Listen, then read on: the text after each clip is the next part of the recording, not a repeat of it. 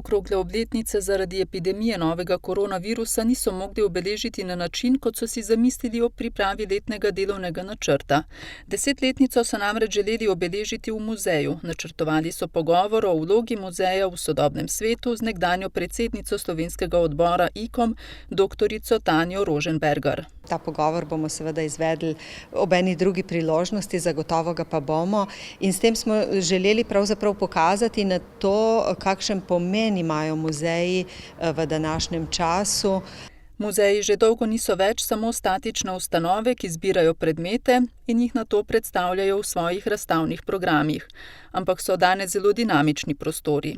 Prostori, ki veliko komunicirajo s svojimi okolji. In naš muzej, seveda, ki je bil ustanovljen zato, da predstavlja mesto Krško in prostor občine Krško, največ komunicira seveda s tem prostorom, se pravi s prebivalci mesta in občine, in tudi v sodelovanju z njimi pripravljamo tudi muzejske razstave. En tak zelo nazoren primer takega dobrega sodelovanja je seveda razstava 80. so bila leta v Krškem, katere katalog je izšel v začetku letošnjega leta in smo ga hoteli tudi predstaviti ravno v tem času, da bi ujeli tudi 10-letnico muzeja, in zaenkrat je seveda ta katalog sicer že naprodaj, ampak predstavitve svoje pa še nekako ni doživel v tem času, ko smo bili tako omejeni z nekimi javnimi dogodki. Ravno omenjena razstava je zelo spodbudila prebivalce. Opažamo boljši odziv pri razmišljanju o tem, kaj početi s vsemi temi predmeti, s katerimi ljudje živimo, ko nekako grejo v preteklost. In seveda se marsikdo spomni tudi, da jih prinese v muzej, da nas povpraša, ali so predmeti zanimivi, in če jih prepoznamo kot take, če vidimo, na kak način jih bomo lahko uvrščale v naše raziskave in potem tudi seveda v naše razstave jih z veseljem sprejmemo. Mestni muzej Krško je v svojih 10 letih prehodil bogato pot. Vzpostavljene so bile stalne razstave, zvrstilo se je kar precej tudi občasnih razstav in na ta način smo seveda nekako v tem okviru, ki je zastavljen, ki je tudi naš strateški cilj, da predstavljamo Krško in Krčane.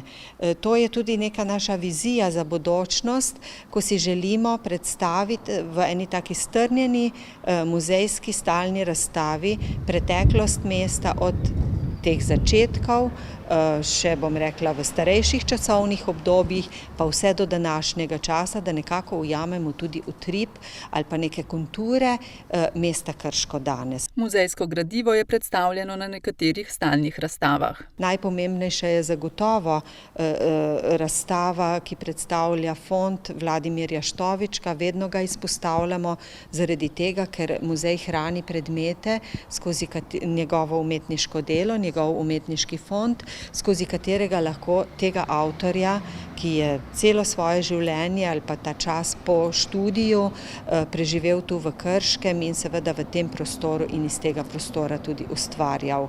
Ravno v tem času, ko poteka ta pogovor, se zgori v razstavišču pripravlja nova postavitev pogleda, 4. pogled v Štovičkov depo.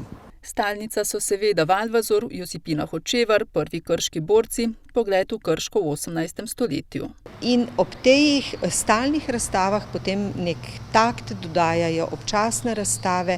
Trenutno imamo v muzeju 80. sem že omenila, pa seveda še gostujočo razstavo iz Posavskega muzeja Brežice, ki predstavlja zakonca Stiplovšek in njun prispevek k razvoju muzealstva tu pri nas v Posavju. Občasne razstave, ki jih velikokrat pripravljajo v sodelovanju z drugimi ustanovami, so zelo pomembne, poudarja Rožmanova. Zaradi tega, ker na ta način mi pritegnemo v naše okolje ali pristojne muzeje, se pravi regionalne muzeje, Posavski muzej Brežice recimo, ali pa druge regionalne muzeje, kot je recimo Muzej novejše zgodovine Celje, s katerim smo v preteklih letih dobro sodelovali, ali pa nacionalne muzejske ustanove.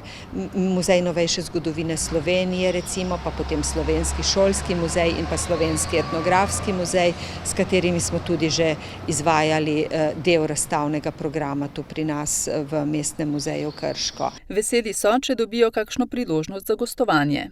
Ivana Lapajneta smo tako predstavljali v Slovenskem šolskem muzeju in pa z dr. Mihajlom Rostoharjem smo se predstavljali tudi v tujini, na Karlovi univerzi v Pragi in pa potem seveda še na Masarikovi univerzi v Brnu, kjer je na obeh univerzah je on seveda tudi deloval. In pa z Rostoharjem smo se vključili tudi v 100. obletnico ustanovitve univerze v Ljubljani in ga predstavili na Filozofski fakulteti. To je bilo v lanskem letu, kjer je seveda tudi njegov pomemben pečat, ki ga je pustil za ustanovitvijo oddelka za psihologijo leta 1950. V poklon 10. obletnici je sicer pripravljen celotni letošnji muzejski program.